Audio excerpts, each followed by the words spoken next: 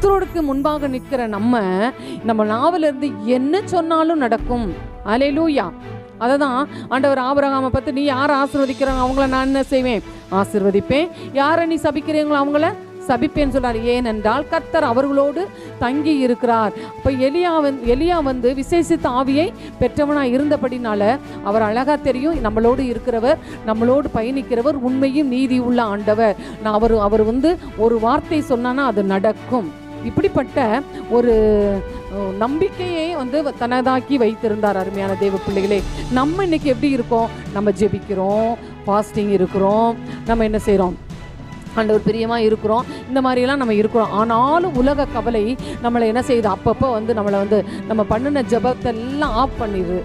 அதாவது எப்படின்னு சொன்னால், நம்ம வந்து அப்போ தான் நம்ம என்ன செய்வோம்? ஒரு ட்ரைனிங் மாதிரி வந்து நம்ம ஜெபிக்கிறதுக்கு ரொட்டீன் வாழ்க்கைக்கு நம்ம வந்திருப்போம். ஆனால் அந்த நேரம் பார்த்தீங்கன்னா ஒரு பிரச்சனை பூகம்பம் போல் வந்த உடனே நம்ம எடுத்த தீர்மானம் எல்லாம் புஸ்வானம் போல் போயிடுது. அப்போ போனால் நம்ம என்ன செய்ய முடியாது?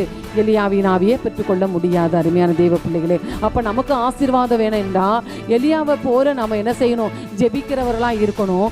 எலியாவை போல ஜெபிக்கிறவர்களாக இருக்கும்போது பரிசுத்த ஆவியானவர் நம்மளோடு இருப்பார். அவர் நம்மளோடு இருக்கும் பொழுது என்ன செய்யலாமா? நம்ம என்ன செய்யலாம்? ராஜாவை பார்த்து அவர் முழங்கினது சாதாரண மனுஷனை பார்த்து இல்லை, அந்த தேசத்தினுடைய ராஜா ஆகாப்புக்கிட்ட போய் நின்று சாதாரணமாக சொல்கிறாரு. நம்ம போய் முதலமைச்சர்கிட்ட நின்று சொல்ல முடியுமா? இல்லை, வேண்டாம், ரொம்ப வேண்டாம். நம்ம ஏரியாவில் இருக்கிற அந்த கவுன்சிலர்கிட்ட போய், அந்த வார்டுக்கு கவுன்சிலர்கிட்ட போய், நான் சொல்கிறபடி தான் ஏன் நடக்கும், பார்த்துக்கிட்டியா அப்படின்னு சொல்லி நம்மளால் சொல்ல முடியுமா? சொல்ல முடியாது. ஏனென்றால் அவங்க அதிகாரத்துக்கு உட்பட்டு இருக்கிறாங்க. அதனால நம்ம என்ன செய்ய மாட்டோம்? வாயே திறக்க மாட்டோம்.